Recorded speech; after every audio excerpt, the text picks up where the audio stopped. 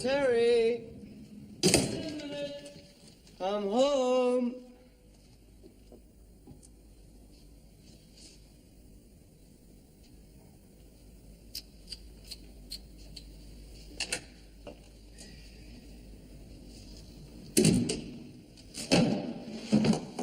Oh, just look at this place. Hello, pet. Have a good day at the office. Now drink that while it's hot. Now, is this supposed to be here? Is this supposed to be here? Oh, I must have left them there when I had a snack. And I wish you wouldn't stub your fags out in the rubber plant. Oh, well, I must have done that when I went to answer the door. A tall lady in galoshes was collecting for war on want. Now, that doesn't live there now, does it? Well, that is there because I'm trying to do everything at once. Answering the door and clearing up and getting your dinner ready. I haven't stopped today, you know, I haven't stopped. Did Selma ring? No. She didn't call round or anything? No, mate. Not unless it was when I was down at the shops. Do you know, I stood for 15 minutes in that butcher's.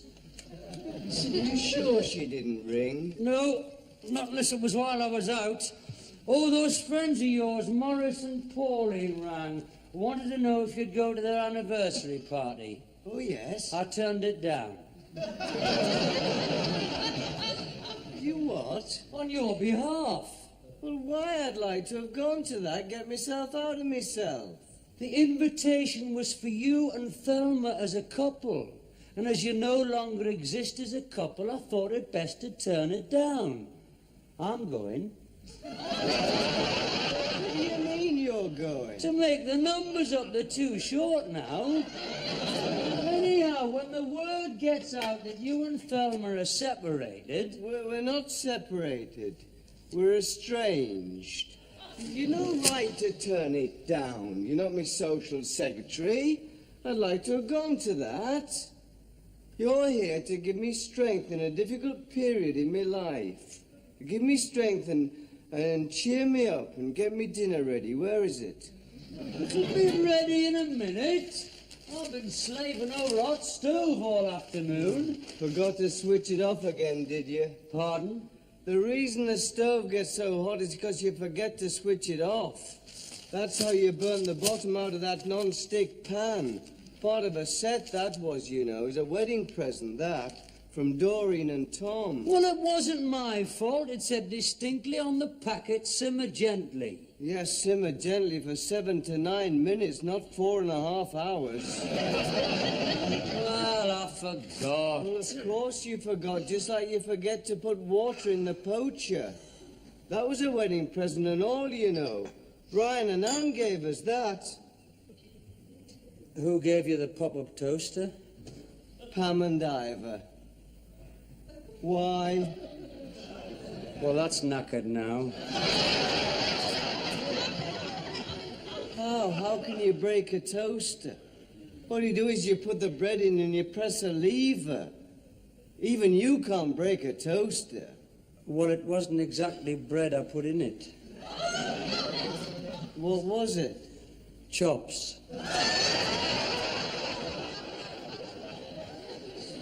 You put chops in the toaster? For your dinner, to defreeze them. They were solid, man. It just seemed the best way of doing it. Well, don't be stupid. You just leave them out for a few hours. Or if you want to hurry them up, you just shove them under the grill. Well, I didn't know which was the switch for the grill. I can't work gas. What were you doing with chops anyway? We're going to have liver. When I went out of the house this morning, you distinctly said we were going to have liver and bacon and semolina pudding. We were. Till I lost the liver. How could you lose the liver? Well, either it fell down that garbage disposal thingy or the cat had it. We haven't seen that cat since last night. Maybe he's gone down the garbage disposal thingy. Dear me. What's that smell? Is somebody burning rubbish? No, it's me. I'm burning semolina. Oh, my God. Oh, look at this kitchen. Dear me, look at this grease. Oh. You need a knife to get that off. Excuse me. Oh. Oh, dear. Now what? The dish is cracked. Has it? Was that a wedding present? Yes, that was a wedding present as well. Auntie Beattie. Oh, well, she'll never know. She doesn't get out much with her bad leg. I'll give you the list tomorrow What list? of all the wedding presents. Then you can work your way through the house. Look at this table. Well, I'm doing the best I can. I'm not the galloping rotten gourmet, you I'm know. sorry, I know you're not. Me? I'm sorry, I've said I'm sorry. Look, I've got a tin of apricots. We could have them. I'm not hungry. And there's some bacon from the liver and bacon. We can have bacon and apricots. I'd really rather not. Oh, I suppose it's times like this when you miss Thelma the most. When you come home for a casserole and a cuddle. I noticed that when I left my wife. Meal times and bedtimes are the hardest part. Aren't they? Yes, the bedtime's the worst. And it seems such a big bed without Thelma. It's got a kind of slope to it. I've never noticed that before. I keep rolling to the edge. Whereas before I'd just roll into Thelma. I'm not sleeping. What do you mean you're not sleeping? Not a wink. You snore when you're awake, do you? Pardon? You were making a hell of a racket when I came up last night. Well, I'd only just got off. I'm not sleeping at all. And you were hard enough to wake this morning when I brought you your cup of tea. Well, I'd only just got off then. And you were sound asleep when I went along the landing at dawn for a Jimmy Riddle. I am not sleeping. Look at my eyes. You're not getting enough iron. The liver will put you right. You've lost the liver. Oh, aye. Well, look, let's just go out for a meal. No, thanks. We'll go for a curry to that place, the Kashmir. Now, you love curry. You don't. You hate it. Well, I'll just have egg and chips. They do egg and chips there. I hate that. What, egg and chips? No, people that go to Indian restaurants and have egg and chips, it's so insulting to the Indians. They come all the way from the Kashmir, they go to a lot of trouble with exotic herbs and spices, and then someone like you comes in and has egg and chips and a pint of lager. It's embarrassing. It says on the window, Anglo-Indian cuisine. Anyway, the people who run that place do not come all the way from Kashmir. They come from South Shields. He told me that his granddad fought on the northwest frontier. Well, he must have meant Cumberland. Because I'll tell you something, mate. He might wear a turban, but he's a third-generation Geordie. He's still an Indian with an Indian's heritage and an Indian sensitivity. And I don't like going there with people like you who order English food and call the waiters Gunga Din. I never realised you were such an Indian lover. Not just Indians, I feel sorry for any foreign waiters with people like you around. I'll never be able to show my face in Don Luigi's again after going there with you. Well, they've no sense of humour, these Italians. They have, Terry, they have. They're famed. Famed for their warm-hearted, fun-loving hospitality. He gets to get bored with a constant stream of jokes about the mafia. Much as the manager of the Golden Dragon took exception to you calling him Kung Fu. Well, look, then, we'll just go to an English restaurant. We'll go to an English ordinary steakhouse. Or we could get some fish and chips. We could go down the Wheatsheaf later. There's music down the Wheatsheaf tonight. No, I've no desire to go out. No desire whatsoever. Look, I have been working my fingers to the bone. I'm entitled to be taken out tonight. So sound like my wife. I feel like your rotten wife. I can understand why she left you now. You show more concern for Indians and Chinamen than you do for your loved ones. That is not a nice thing to say. Is that a nice thing to say? Is that a nice thing to say to someone who's just separated from his wife? Estranged. Terry, I am grief-stricken. I'm going through a very traumatic period. Some people, when they split up from their wife, they just use it as an excuse to enjoy themselves and go out and get drunk and chase spare. I'm sure you did. I did, as a matter of fact. Did me a world of good. Yes, well, we're different people, Terry, you and I. I take things more seriously. I feel things more deeply. I haven't got your insensitivity. I'm not very clear about anything at the moment, Terry, except that I love Thelma, and I miss her, and I wish she was here. Oh, come on, kidder. Things will work out. Oh, cheer up, Bob. You go on like this, you'll end up with your head in the gas oven. Well, not that one, I wouldn't. It's filthy. I wouldn't be seen dead in that gas oven.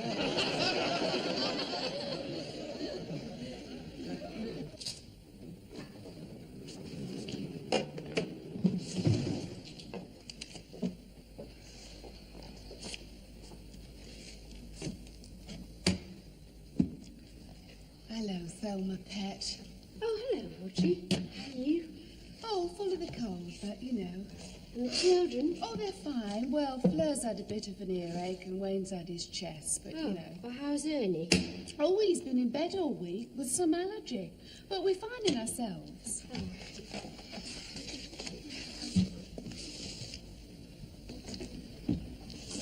Look, Thelma, I don't want you to think that...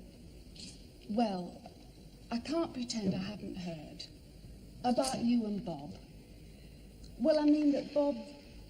Well, that things aren't... You mean you've heard I've left Bob? Oh, well, I didn't know it was that drastic. Well, I'm at my mother's and he's at home with your brother, so how drastic can it get? Oh, Terry! Well, what's he been up to now? Look, it's not his fault, not entirely. I just know that he's staying round there. Well, it can't make things any easier, Thelma. Well, it doesn't help, put it that way, No. Audrey. Now,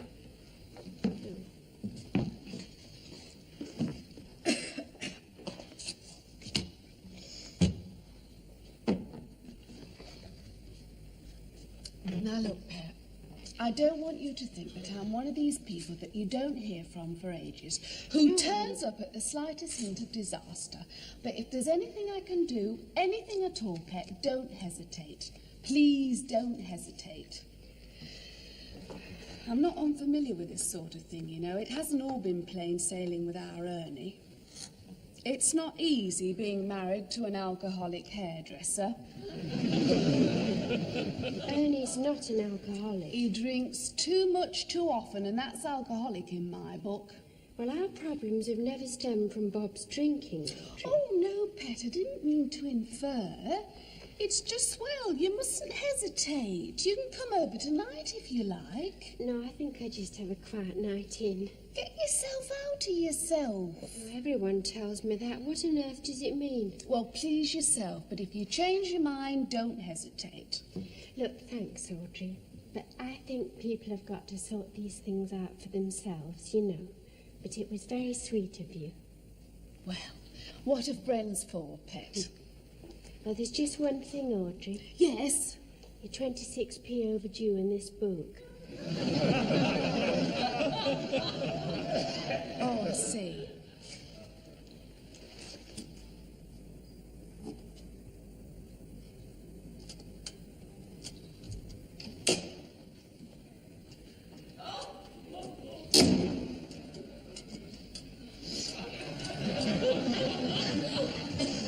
I have found the liver Oh, where was it? in my raincoat pocket. Oh, of course, I borrowed your coat when I went down to the butcher's. It was on the hall stand, dripping blood all over the new carpet. Cold water, that's a thing for blood. Will cold water help my Mac? Why did you wear my Mac? Well, I haven't got one. All my stuff's at home. Why did you wear my new Mac? What was wrong with my old Mac? Oh, well, I gave that to the lady from War on Want. My lovely old Mac? I've had that for years. Yes, I could see that. That's why I gave it away.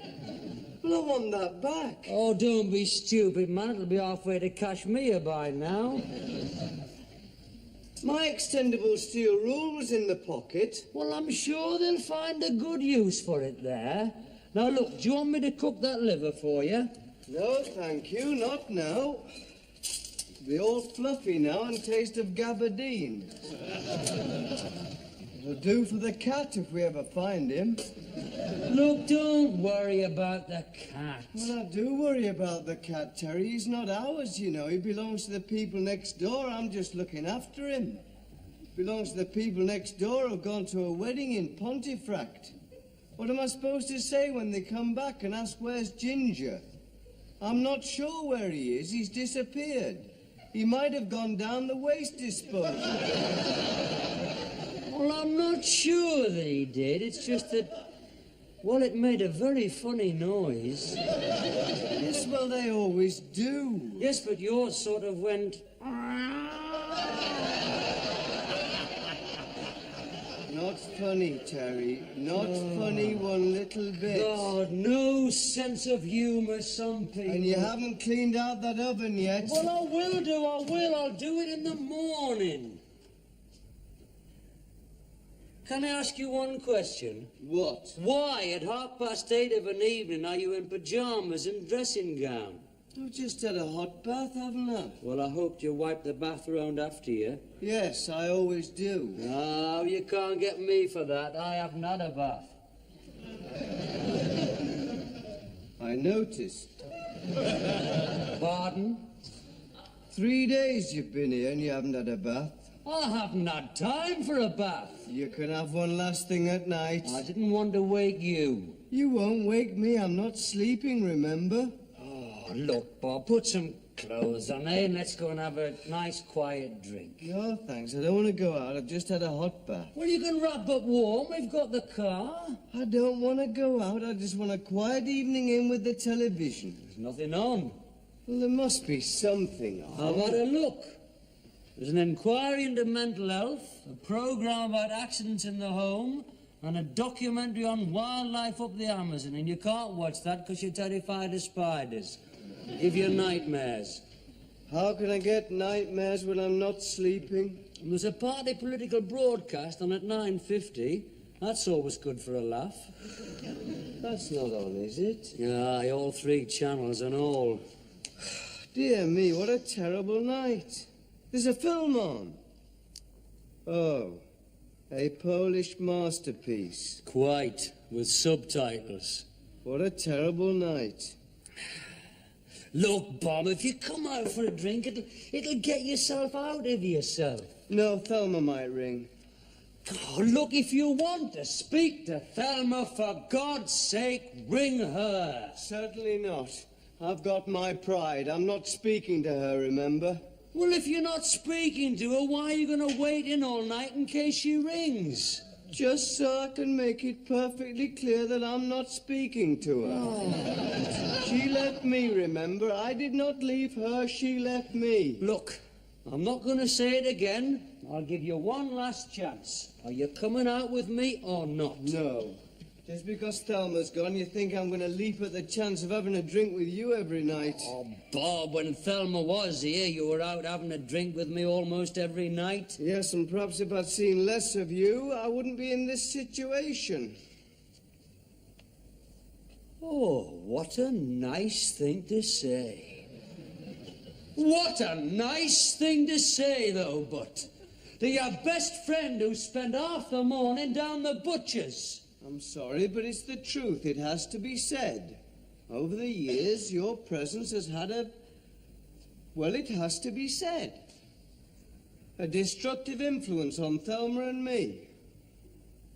What a terrible thing to say. I was your best man. Yes, and even at the altar you were telling me where I could get a quick divorce. That was just a joke, man, to take your mind off the horror that was to follow. There you go again. Oh, that was just another joke. But it isn't funny. Listen, Bob, I have never consciously tried to cause trouble between you and Thelma. All right, I've had my differences with Thelma, almost as many as you. But I have never consciously tried to stir it between you and her. You didn't help on Monday. Thelma might be here now if you'd sent those flowers. I'll never forgive you. £5 I gave you to send flowers, and you never got past the betting shop. I'll pay you back. You'll get your money. That is not the point. That is not the point. I gave you £5 for flowers. That is not the point. I shall never forgive you. I did buy some flowers. You did not buy some flowers. You stole some flowers from the gardens opposite the rates office. Well, Thelma still got them. It's the thought that counts.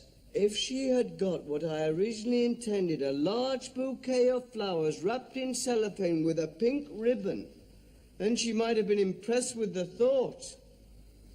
What's she going to think about a bunch of marigolds wrapped in an old Daily Mirror shoved through a letterbox?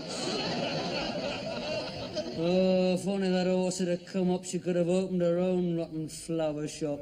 I suppose if another of your horses had come up, we might have got something to eat tonight. What is that supposed to mean? It just means that I'm wondering, Terry, what you are doing with the housekeeping, frankly. £10 I gave you on Monday for the housekeeping, and I've seen precious little for it, except for a bunch of carrots, a tin of fruit, and some rather fluffy liver. And the bacon and a tin of semolina. How much does it cost? £8 a tin? It's semolina, not caviar. I want to see the bills. I want to see the receipts. I paid the milk bill, you know, and the papers and the laundry. I also made a contribution to the lifeboat fund, and I've got a flag to prove it. I can account for every penny. Oh, of course you can in the betting shop. Right. That's it. You can go so far, I can take so much, but that is it. 3 days of living with you has certainly made me appreciate Thelma's point of view. I don't know why you got married. You don't need a wife, you need a housekeeper. Somebody to cook your meals and balance your books. Well, I'll tell you one thing, mate. I have been very tolerant these last few days, but it's got to be said, you are impossible to live with. Where are you going? I'm leaving you, that's where I'm going. I am leaving you just like Thelma did. You want to think about that, mate. That's 2 people who have left you inside a week. 3 if you count the cat.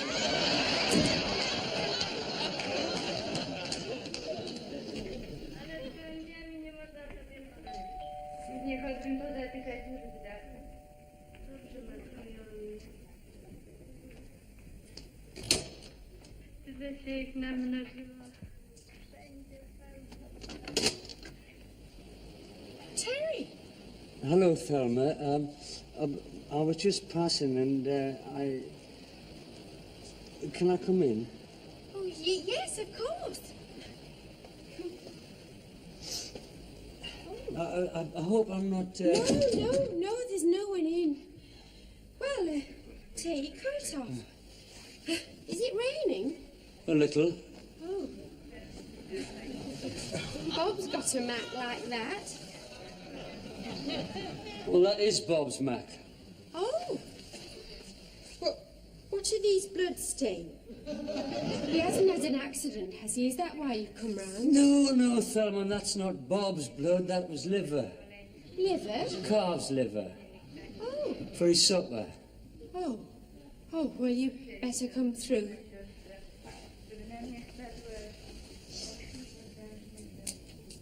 Oh, I'm sorry, Thelma, if you're watching the Oh, box. I was only half watching. It's about nuns in 14th century Poland. Philip Jenkinson said it was a masterpiece in the Radio Times, but I found it very heavy going. There was a film on the other week about nuns. Joan Collins was this nun, if you can believe that.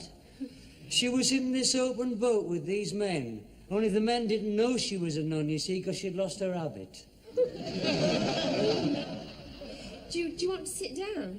Oh, cheers.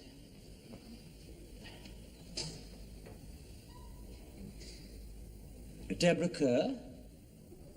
She was a nun in a film once. Audrey Hepburn.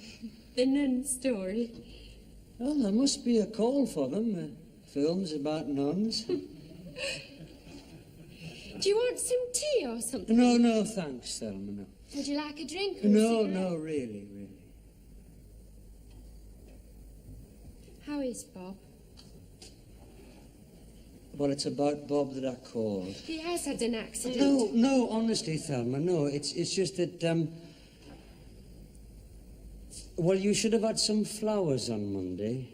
I did get some. Marigolds. It was difficult to tell. Well, I didn't mean those.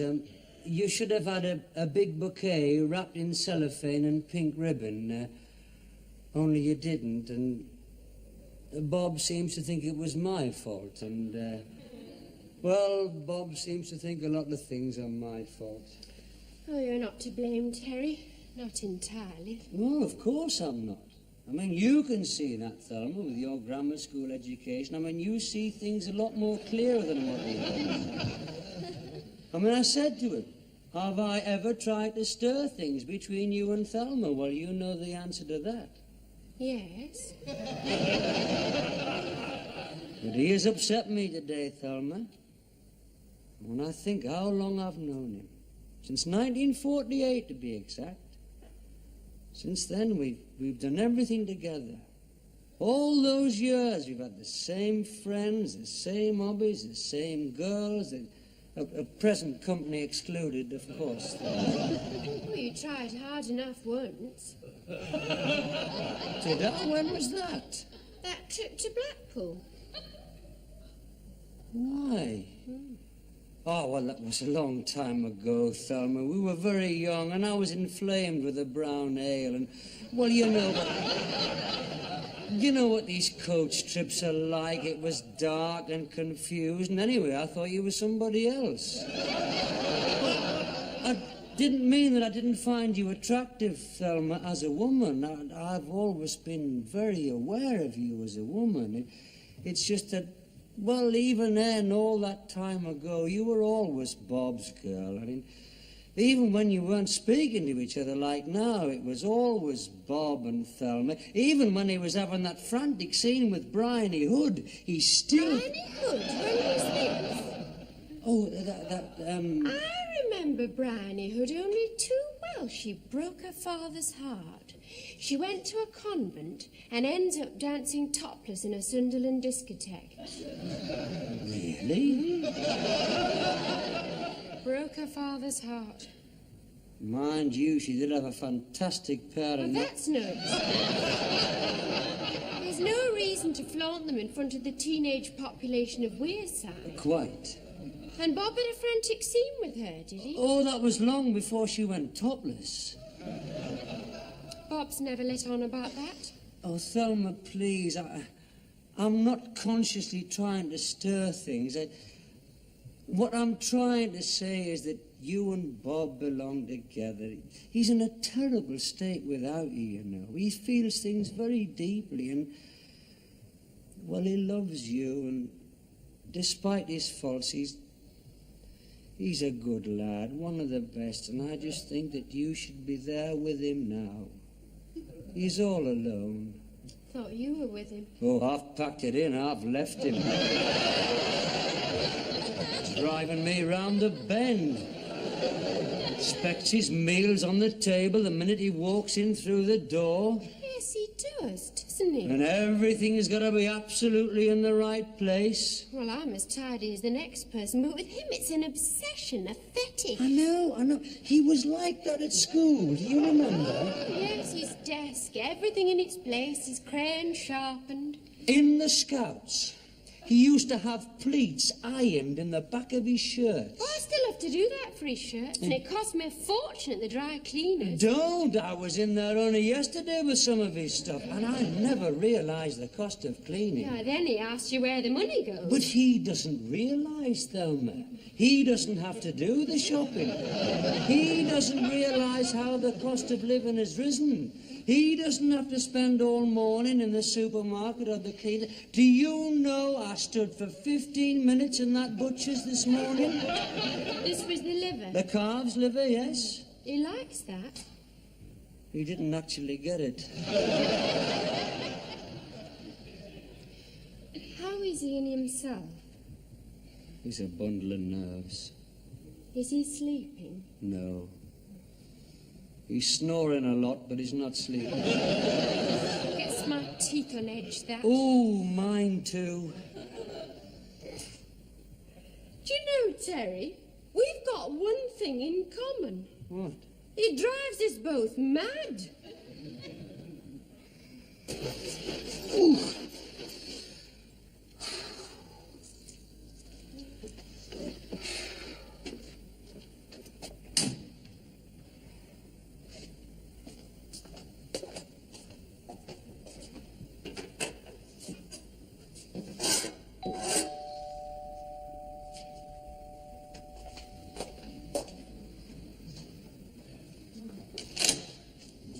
It's only me, Pet. Hello, Audrey. Come in, love. Come Oh, in. well, just for a minute then. I shan't stop. What are you doing? I'm trying to clean up. There's blood everywhere. What have you done? Oh, it's not me, it's Terry. You haven't murdered him. Not yet. Nobody'd blame you if you did, Pet.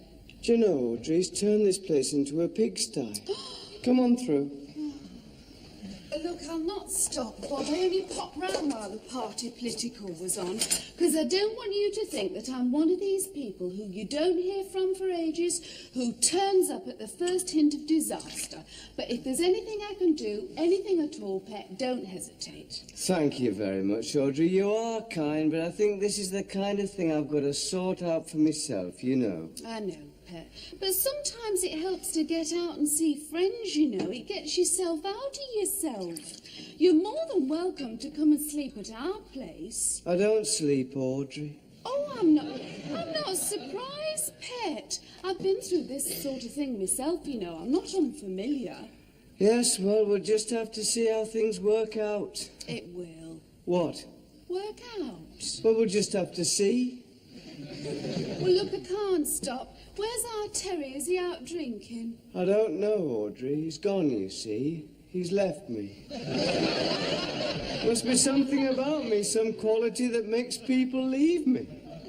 Oh, I don't. I don't think I'm difficult to live with, do you? Oh, don't be silly, Bob. Course you're not. Audrey, did you wipe your feet? I've only just done this floor.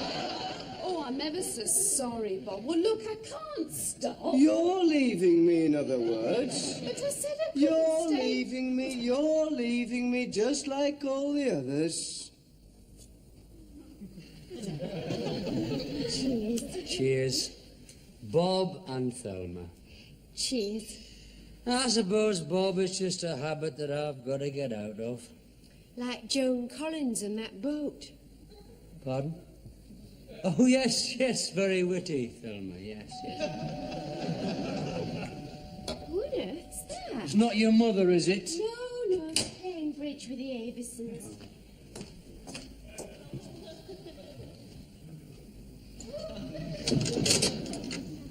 Oh, hello, Audrey. Hello, Thelma, Pet. Look, I can't stop, but I thought I'd better rush over. Oh. It's just that I... What are you doing here? I am having a quiet drink with my friend Thelma.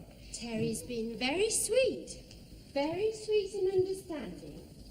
Terry has? This Terry? Yes, he has. He's been telling me to get back to Bob.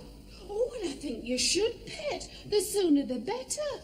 I've just been round there to see how he is, and he's behaving most peculiarly. He's gone all morbid and depressed and he's brandishing this knife. Listen, I'll ring him. I'll tell him I'm on my way. Is he terribly depressed? Well, yes, I can't pretend he isn't. I think he thinks everybody's against him. And he's very worried about Ginger.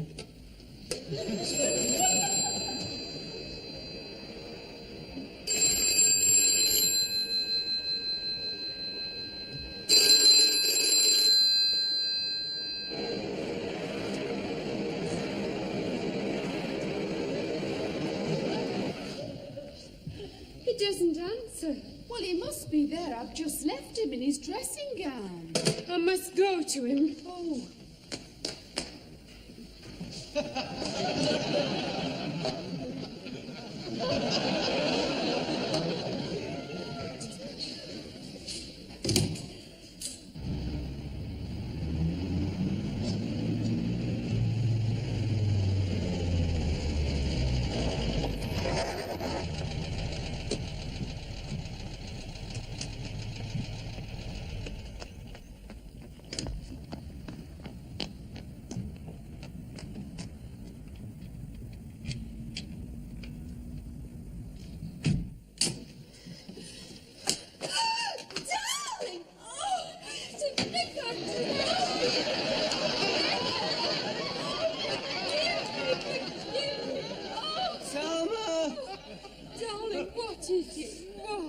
Thelma, you're getting oven stick all over your blouse.